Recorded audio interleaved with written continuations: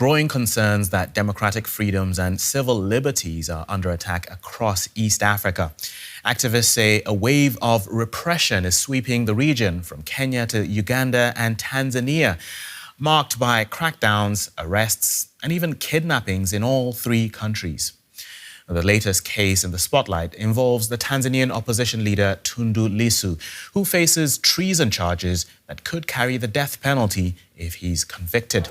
This week, he made his first appearance in court in Dar es Salaam.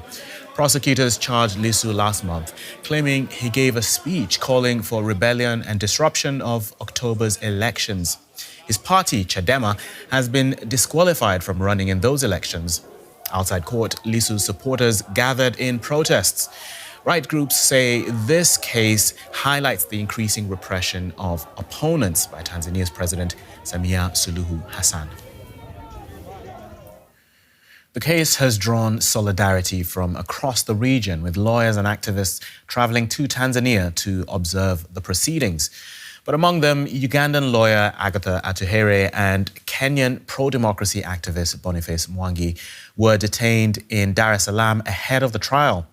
A separate group of foreign lawyers were also denied entry to the country. At Mwalimu Nyerere International Airport, Dar es Salaam, where the three of us have been detained awaiting deportation. Among them, Kenya's former Justice Minister Martha Karua, a prominent lawyer and opposition politician, seen speaking here at the airport in Dar es Salaam with the group while waiting to be deported. And we'll get Martha Karua's side of the story in a moment. But first, here's Tanzania's President Hassan, who's warned foreign activists to stay out of the country's affairs. Let's not give them any space. They've already ruined their own countries. They've already caused chaos. The only country left that hasn't been ruined, where people still have security, peace and stability, is ours.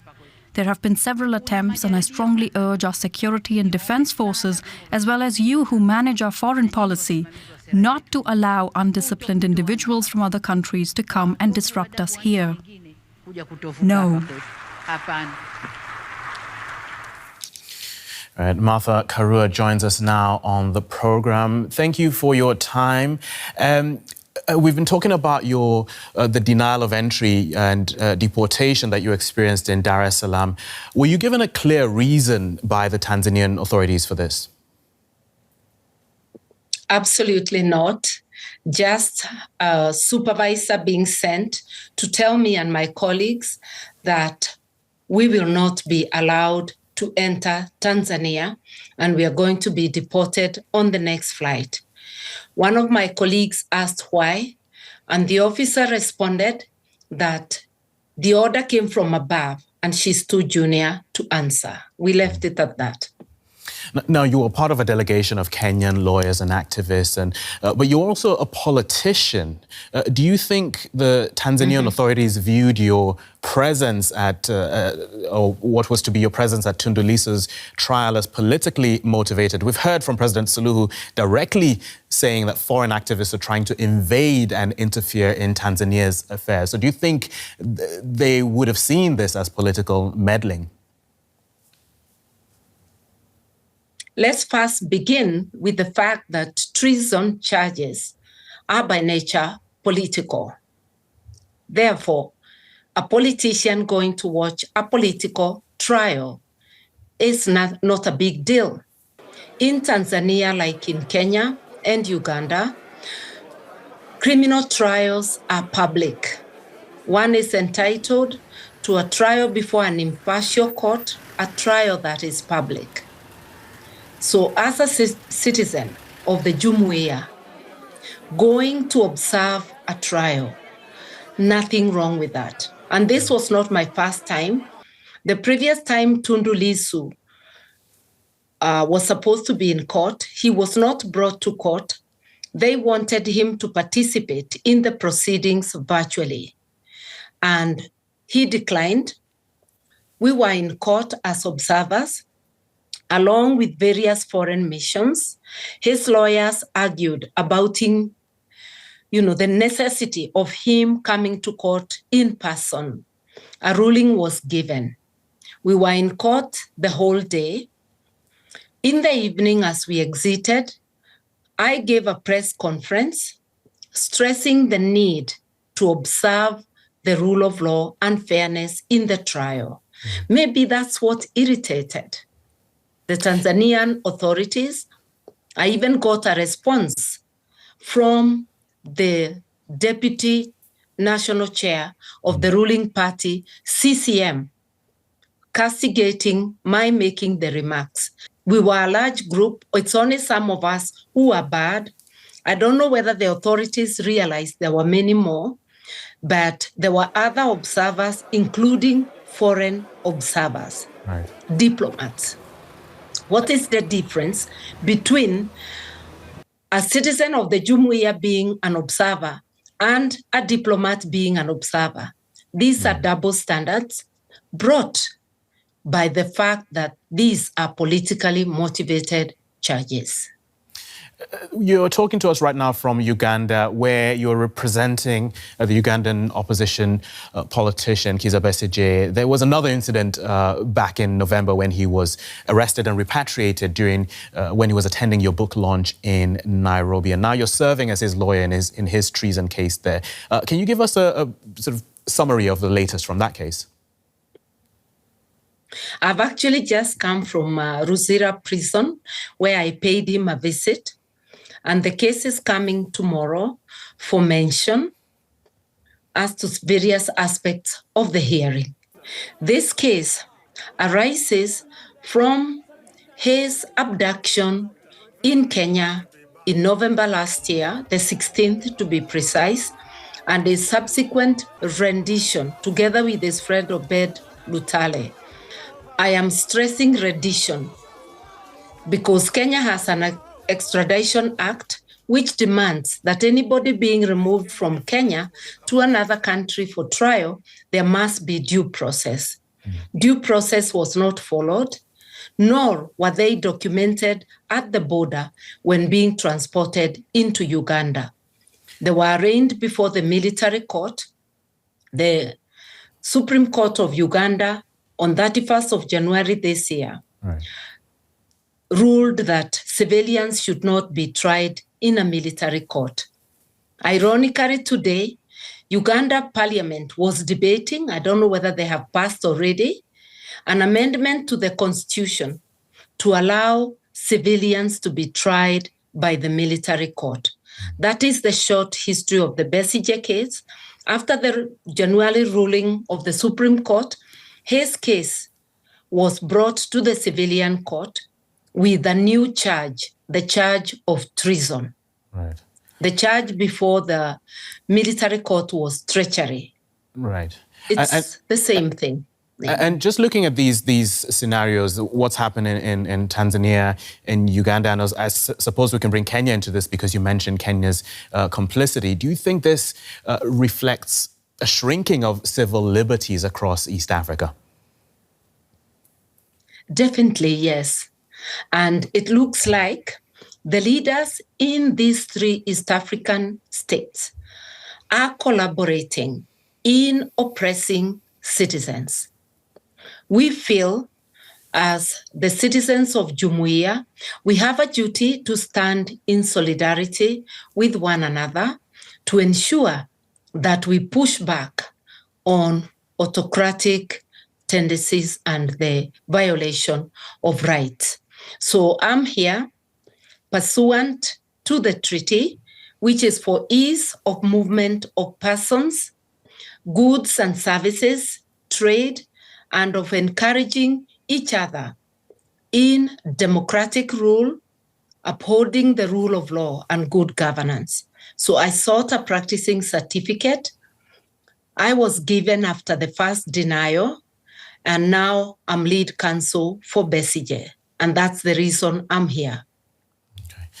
Martha Karua, we appreciate your time and for you speaking to us. Thank you very much. Thank you.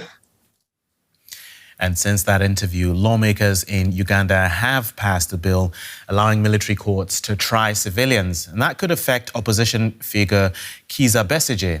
It's now up to President Yoweri Museveni to approve it.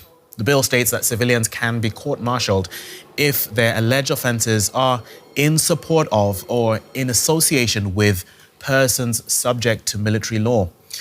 But the Supreme Court banned such trials in January, and that verdict forced authorities to transfer Besigye's trial to a civilian court. Now he faces treason charges, among other offences. Let's try and make sense of these developments across East Africa with Donald Dare. He's the CEO of the Pan-African Lawyers Union, and he joins us from Arusha in Tanzania. Good to have you with us, Donald. Now, we pick up in Uganda with the passing of this bill permitting military trials for civilians. Opposition leader Kizza Besigye looks to be the main target of this. Why do you think this law is being pushed forward, and what are the implications? First, it's very regrettable and it should be highly condemned that Parliament would do such a thing at this time, which is in blatant violation of a clear decision and order from the Supreme Court of Uganda. But for us, it is clear what is going on. It's that even though the courts in Uganda may not be perfect, it is clear that there are some things by way of sham trials of people without evidence that the formal court system will not do, especially because it has appeals.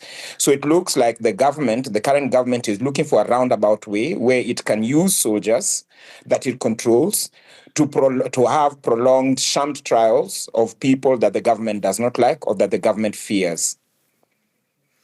Kenya's Foreign Secretary Musalia Mudavadi admitted that Kenya actually cooperated with the Ugandan authorities in the rendition of Mr. Besigye. What do you make of that?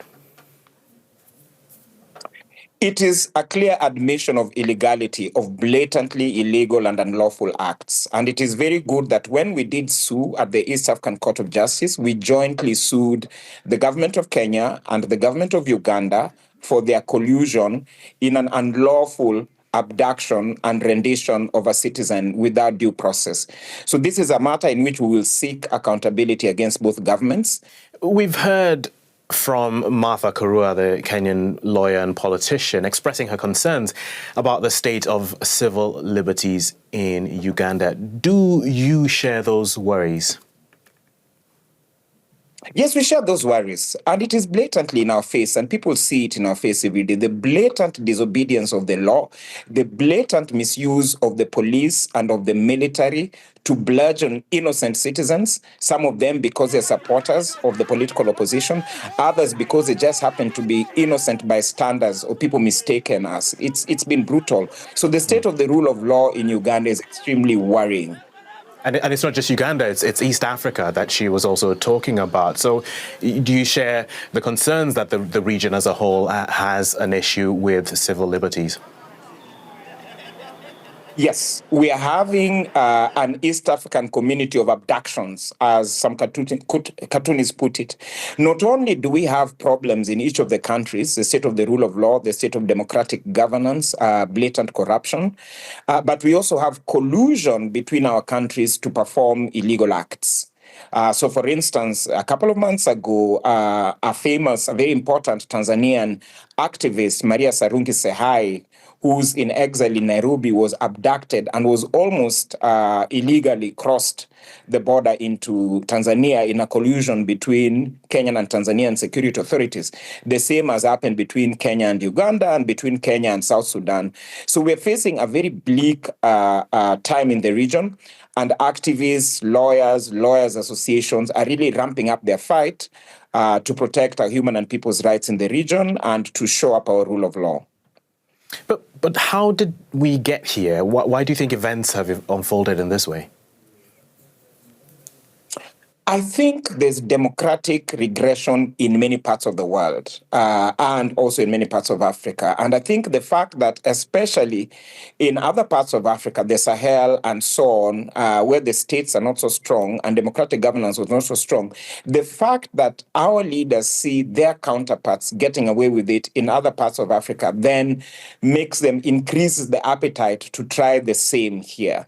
So it's a dire time for the continent and a dire time for the region, and there's contagion on bad manners.